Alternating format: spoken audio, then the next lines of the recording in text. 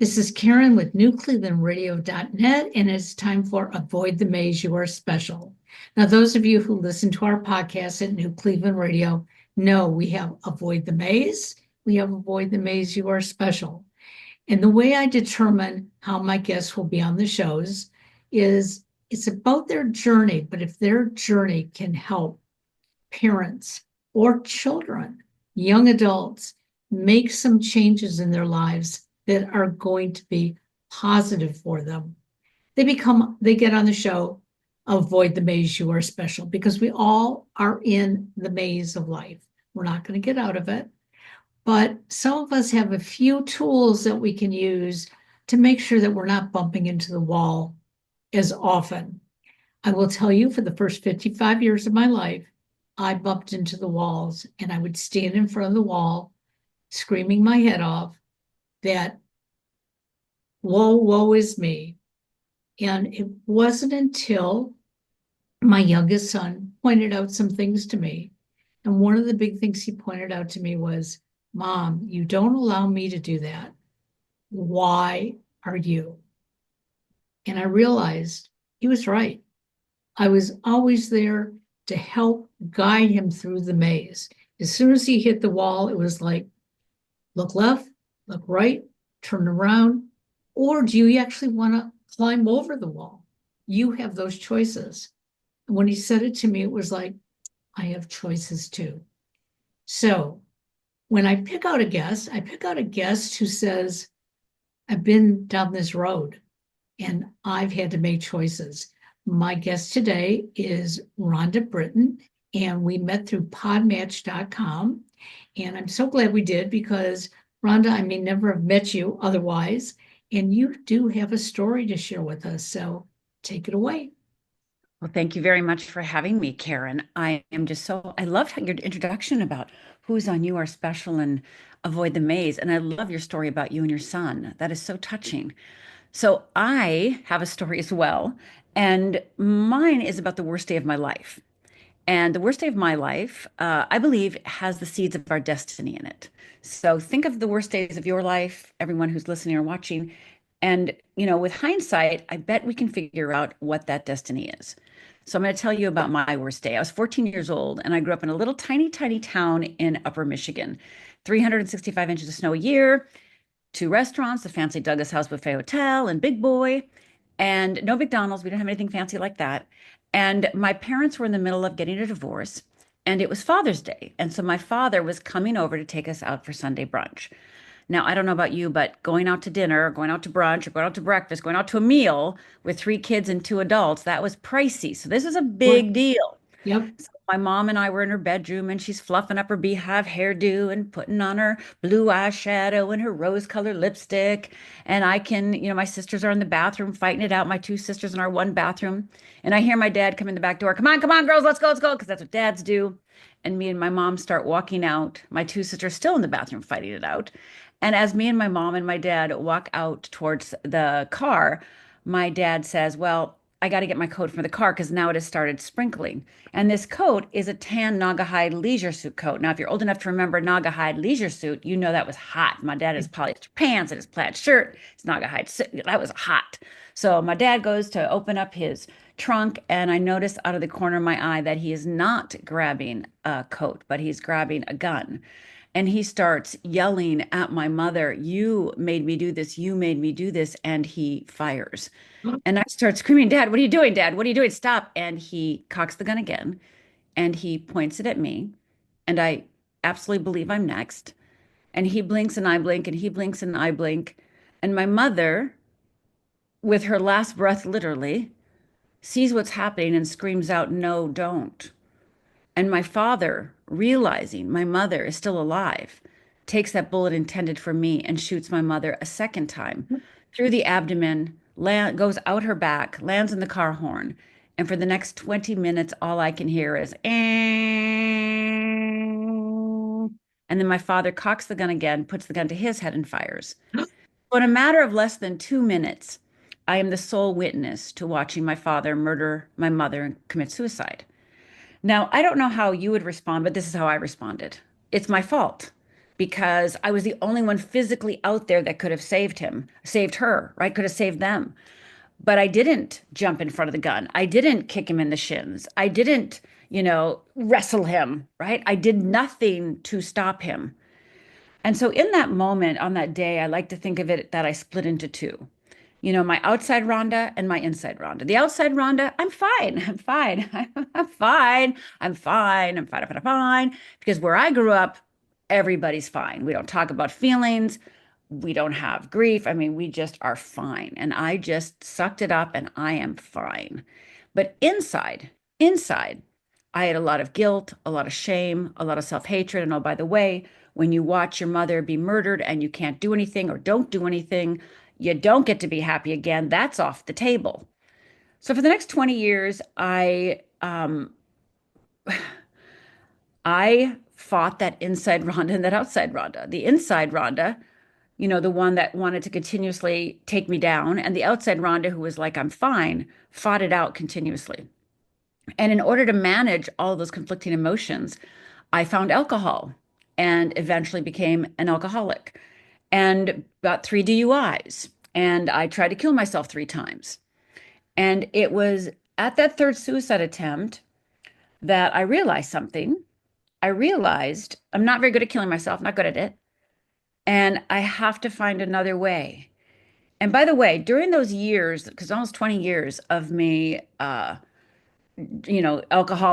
suiciding, and DUIing, I was also going to therapy, going to workshops, reading books.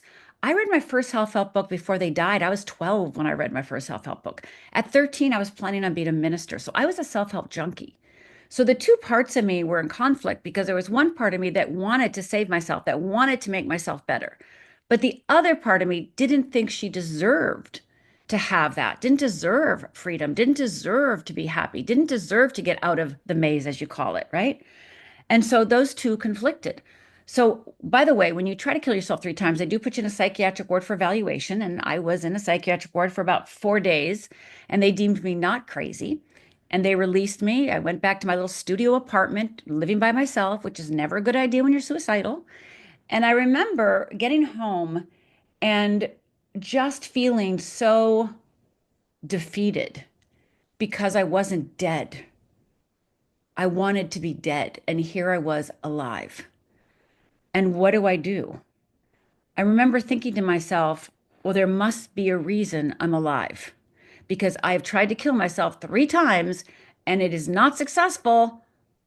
I must be here for a reason. But how do I find that reason? How do I get there? So I remember leaning against my wall in my little studio apartment. And you know how when you lean against the wall and you just feel so exasperated, you just fall down on your butt? Well, that's what I did. I fell down on my butt. And I remember thinking to myself, well, I had done all that self-help and that work and gone to so many things and read so many books. I have a lot of knowledge and I have a lot of tools, but it's not changing my life. I don't know how to apply these things. I don't know how to do these things. I don't know how to live these things. And so here I am recognizing that while I was making a lot of efforts, I didn't know what was truly stopping me from getting in my way. So I said to myself, what do kindergartners do? Because I have to start over. I have to completely start over. And I remember thinking to myself, well, kindergartners use stars and a calendar. So I actually went to the store, got a calendar and stars. And by the way, I still have this in my office. My calendar is gold stars. And every day for the next 30 days, I gave myself a gold star for anything that I did in any way, shape, or form that was positive, any way, shape, or form that was good. And at the end of 30 days, I had a calendar filled with gold stars. Now, these gold stars were things like got angry and didn't break anything. So we're not talking about high evolution here. We're talking about just trying to make through life. So here I was, and this was the beginning of me starting to look at my life differently because I could no longer believe that I could escape. I had to find a way to live. And it took me a few more years to recognize that it was fear at the crux of it because I grew up in a place that we didn't have feelings. We didn't have fear. I never would say I was scared. I mean, even after my parents died, and if you would have said to me, "Are you scared?" I would have looked at you like, "No." If you would have looked at me after my suicide attempts or, alcoholism and said, "Are you afraid?" I would have said no, because I had no understanding or relationship to fear because fear was just not part of the way that I worked, right? Sure, I can have shame, I can have regret, I can have guilt, but fear, no way. So it took me a few more years of really applying myself in a whole new way for me to start recognizing something that I could not see, which was fear. And when I started to embrace fear and understand fear, I started to be able to break through fear.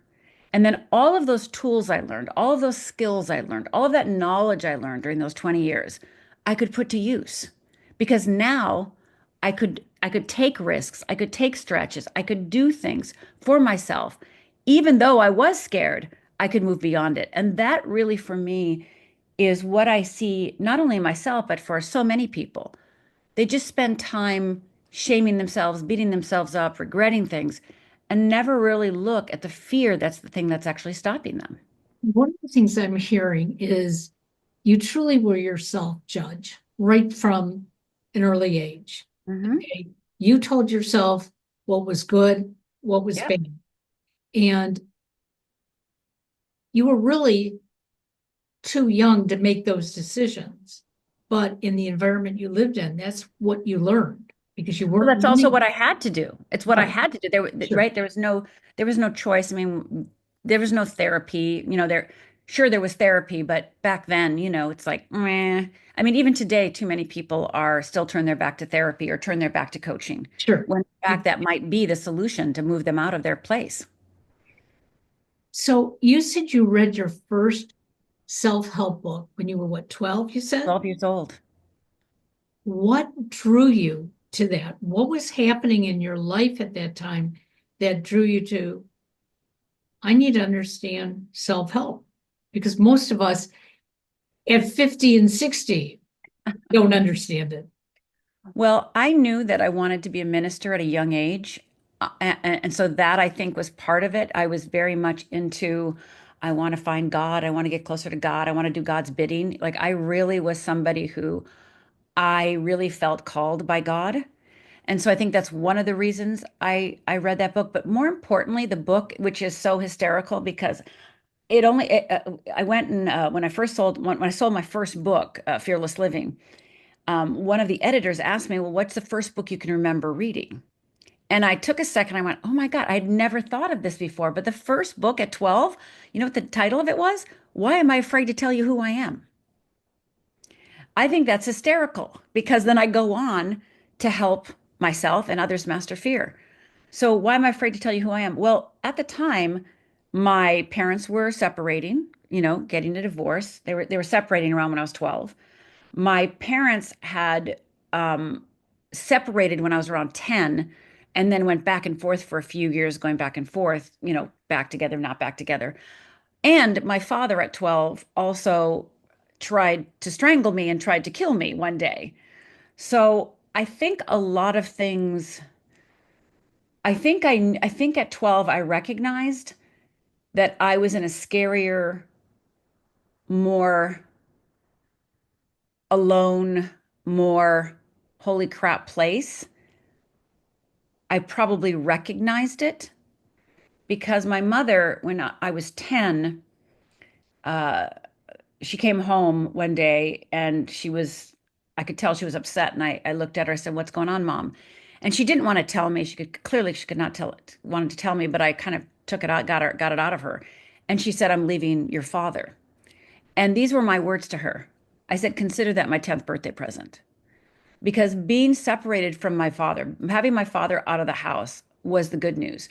When I was around 11 or 12, he came back in the house and I was petrified. And now he hadn't even strangled me yet, but he had caused so much havoc in my life. But when he's trying to strangle me, and then when he moved back into the house for a while, I'm sure that's what made me pick up that book. Because in my household, can't talk, you're too much, you're too this, you're too that, don't talk, don't share. Even though I was a good student, and even though I know my mother was proud of me and my studies, I didn't have a voice because I think for many people in families don't have voices. And I was one of those children. I didn't have a voice and I wasn't allowed to have a voice. So here I was at 12, literally getting strangled, uh, and basically being very clearly said, don't ever speak again. And I think that was the impetus of why am I afraid to tell you who I am? So as I'm listening to your story, in the beginning, you said to all of us, think of that one time that you Mhm. thought it was your worst day. Worst day. Hmm. And I had a thought come to my head, but then as I listened to you, even though I've gotten over it being my worst day, listening to you, it was like, oh my gosh, who am I to complain? Don't But I go there. want our listeners to know whatever your worst day was, That's right. it That's right. was Whatever it is. yours. Yes, We don't compare them. that's right. Um, but as again, as I listened to you, there were warning signs, obviously, in the home Hmm. that Hmm. things weren't good, but none of you, because you didn't share, could get out of it. Even your mom. Well, not Not even that. I leaving. mean, yes, because we couldn't share, but also because our home was not a place, nobody in our family knew how to deal with emotions. And, sadly, that still exists today. So many, I mean, the work you and I do uh, help people embrace their emotional life. And too many of us still are not taught how to avoid the maze and navigate the emotions of life in order to find our way out. So even though this was so many years ago and it was less known, still today, too many of my clients come to me, and I would say most of my clients who come to me have no relationship to their feelings. They don't even know what they are. And neuroscience says that the number one way to discover if you have emotional intelligence and to find out how in fear and freedom you are is by your vocabulary with your feelings. And so, one of the things that I work with my clients on right away is just for them to say how they feel. And most people cannot do it beyond angry, happy, sad, upset. They cannot say frustrated or lonely or vulnerable or scared. They just use the big, kind of like the big category words rather than really get into the muck and mire of the real refinement. And my mother didn't know. I mean, when she left my father when I was 10, her father, when she went to his house, my grandma and grandpa's house, and said, "I'm leaving my husband." Her father said, "No, you're not. Nobody gets divorced." And that still goes on today. Oh, absolutely. Absolutely. Right? So that's how many years ago, and it still goes on today. Now, I am grateful that my grandfather died 6 months before my mother did, because I think that would have been, you know, but I also think my mother didn't leave my father for good until her father died. Interesting. And, I also grew up in that era when I was getting divorced. And I called and told my parents. Mm. I was hoping my parents were going to say, pack your stuff, move back. My parents were in Michigan. I was in Ohio. I'm in Michigan. And my parents said, I said, can I move in with you temporarily?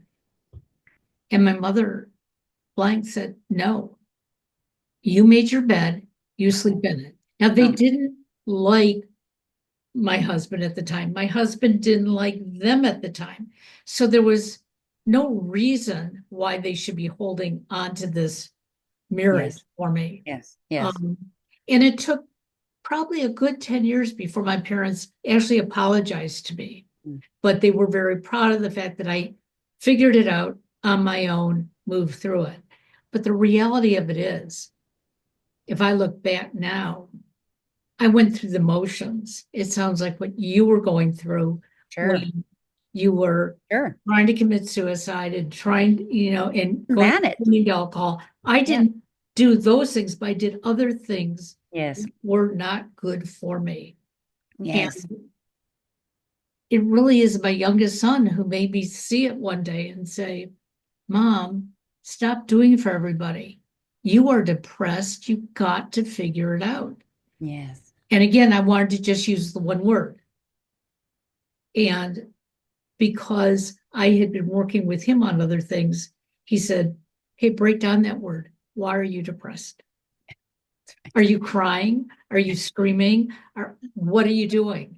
And it Hmm. was like, where did you get so smart? Yes. You do Yes. this to me. Now I'm going to do it to you. Yes. So we're never too old to change. I Oh want no, people God to know forbid. that. I mean, I have to Absolutely. say to you, when a 60-year-old or 72-year-old walk through my doors and show up at a workshop or, come to a class, I am beyond ecstatic, right? I'm ecstatic when anyone shows up for any class, of course, but when somebody older comes in and it's their first time really doing their own work, their own personal development work, their own spiritual work, their own, I want to find myself work. I am deeply honored that they are in the room with me because as we become willing, as you know, as we become willing and just surrender to the fact that things change rather quickly Yes. because it is our willingness that actually makes it so. So the minute you become willing and you find a teacher, a book, a class, something that speaks to you, and you are willing to ask the question, am I willing to be wrong? Am I willing to be wrong? So ask my clients, are you willing to be wrong about everything to find the right life for you? Are you willing to be wrong about everything in order to find the right life for you? And in order to be willing to show up, whether you're 40 for the first time or 62 or 73 or 59, and you're finally reading that book or you're finally showing up for a class or you're finally hiring a coach, that is you saying, yes, I am willing. And that willingness says everything. When I train my coaches, one of the things I teach my coaches is, they always have a client that, maybe doesn't show up for session or doesn't seem very engaged or, doesn't do their homework. And I always say this to my coaches when they're going through the school is I go, if they show up for the call, they want what you have. They just don't know how to accept it, to ask for it. They just don't know. And that's your job as the coach to help them.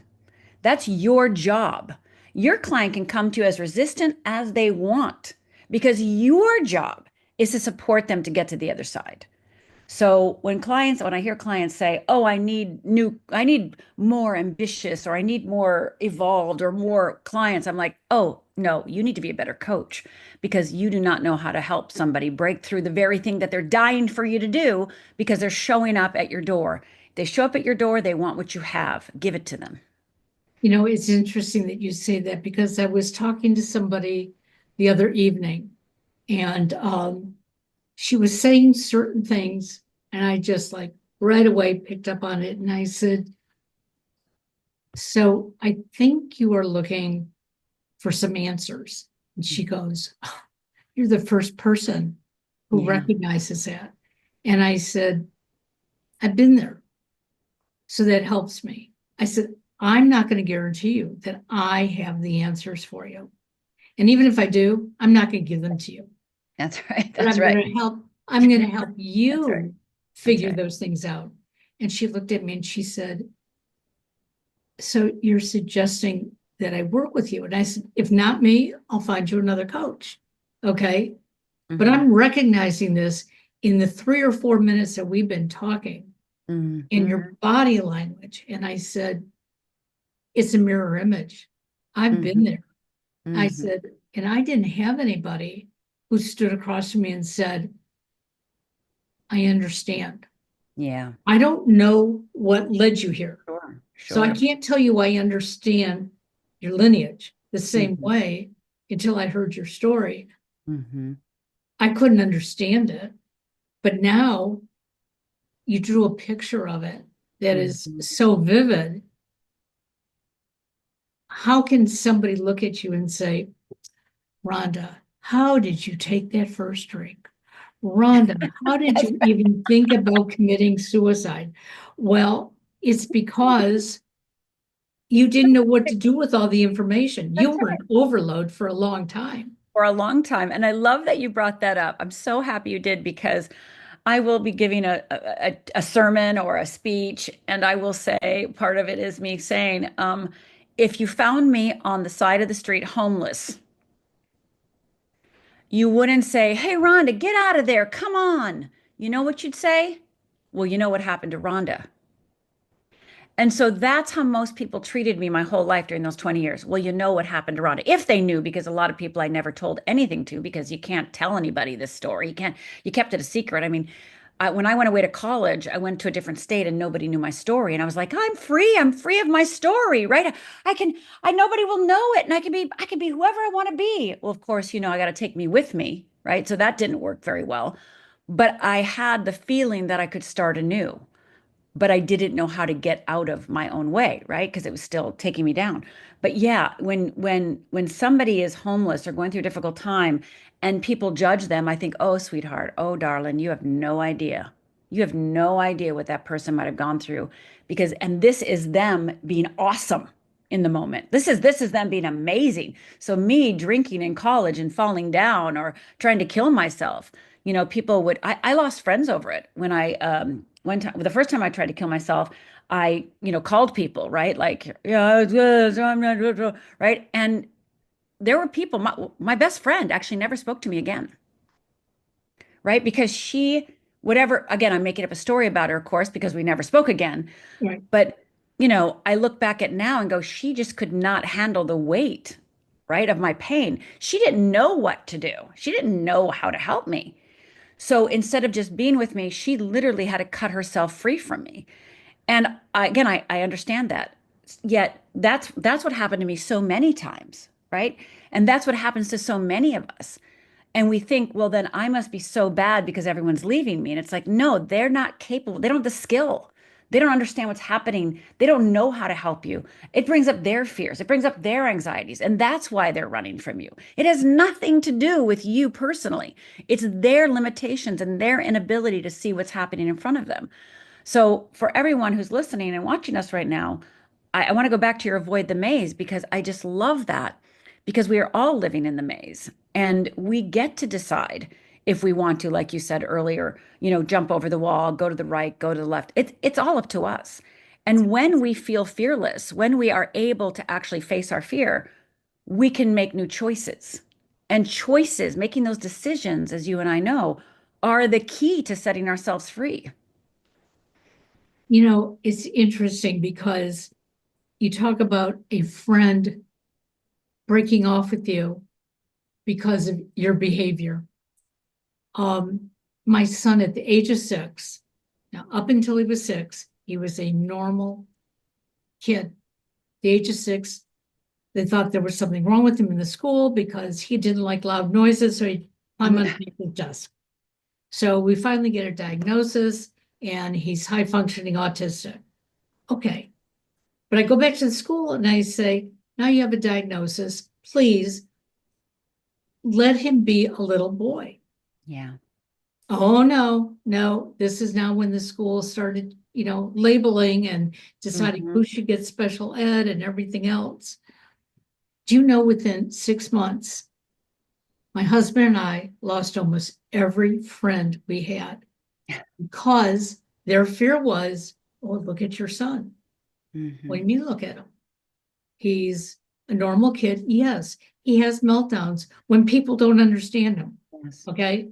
If you tried to understand him, he'd have fewer meltdowns. Yes. And we saw that as he got older. Now he's living on his own. He's working in the sports field. He has his own. It's like, but we had to label him for so long. My husband and I got labeled.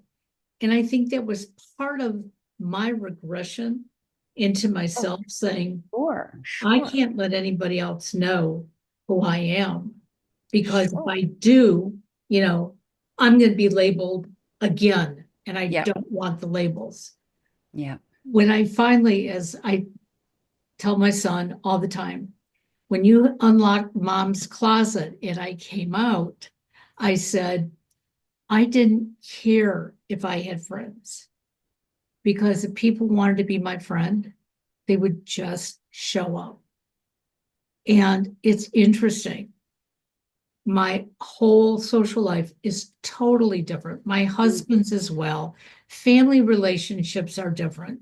And so, for those of you who are out there listening and you're scared because my life is going to change if I open up, well, but opening up, as you can see how Rhonda has, you're not drinking, you're not trying to commit suicide, and you're trying to help other people along the way.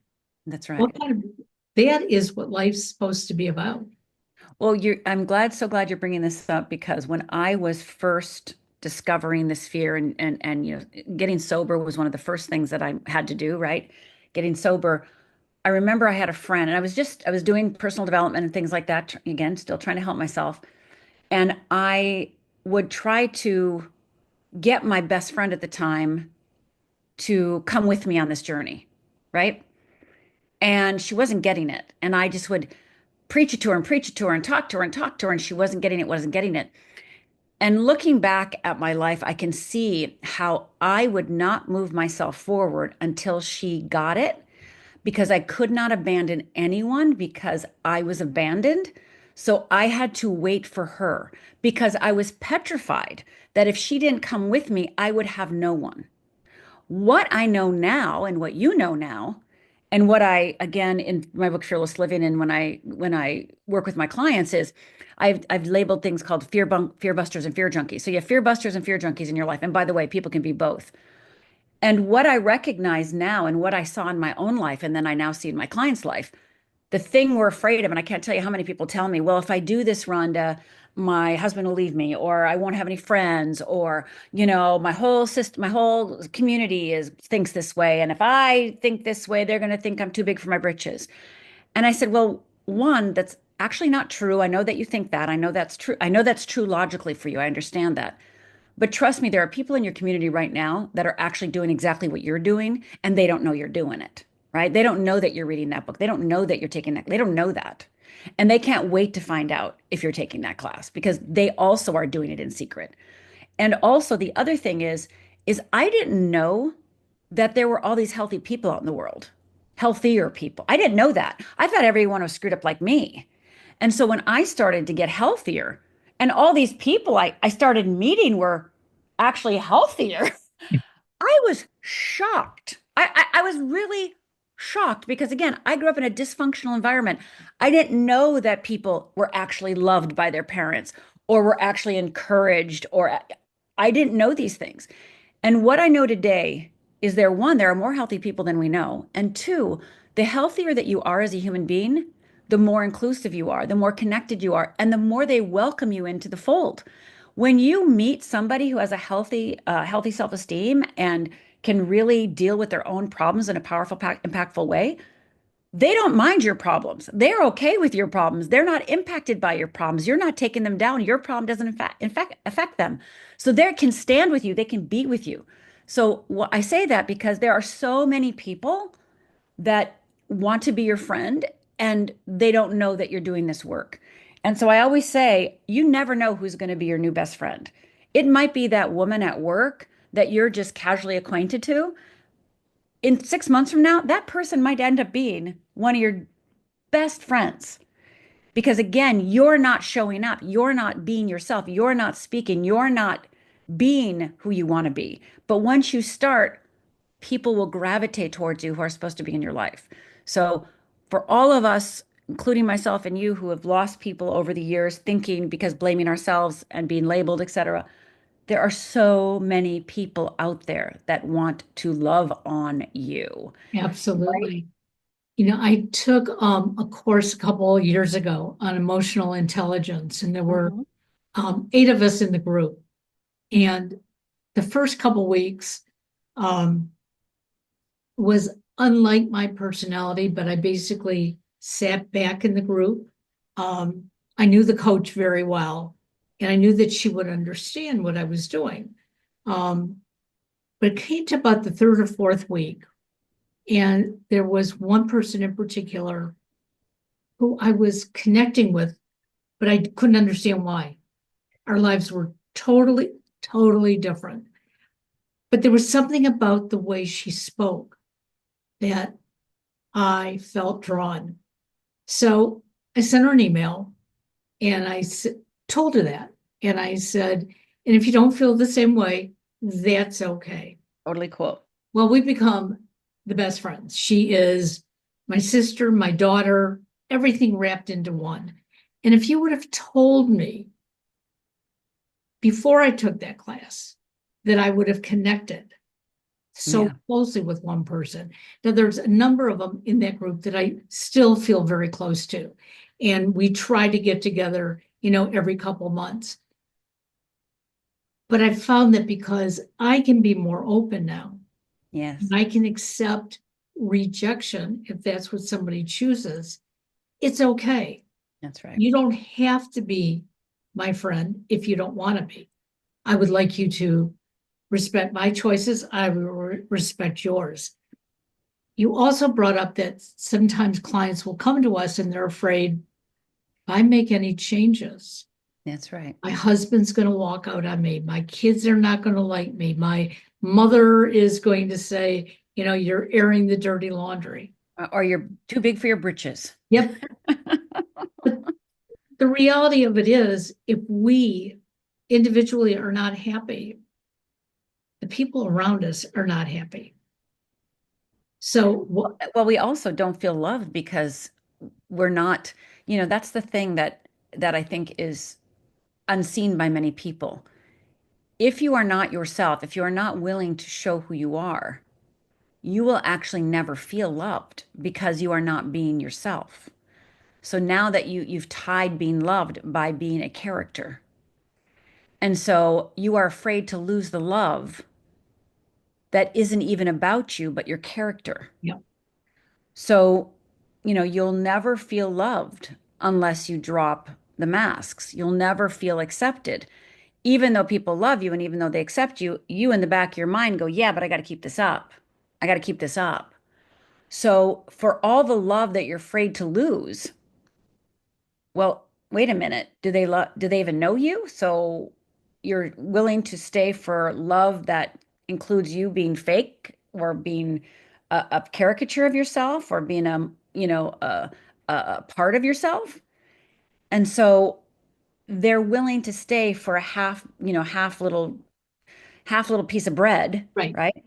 I say, you either going for the whole meal, or you're going for a little appetizer. And right now you may be getting an appetizer, but it's not really satisfying because it doesn't have a lot of, meat and vegetables, right? It's just a bunch of, candy. And the only way you will feel loved, the only way you will feel fully accepted is by being yourself. It's right. the only way. So, how can my listeners find you, get your books, or even get coaching from you?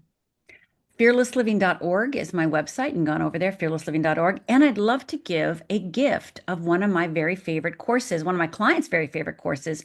It has one of my very favorite tools in it. It's called Stretch, Risk, or Die, because you and I both know that procrastination and confidence are two of the problems that are at epidemic proportions in our society.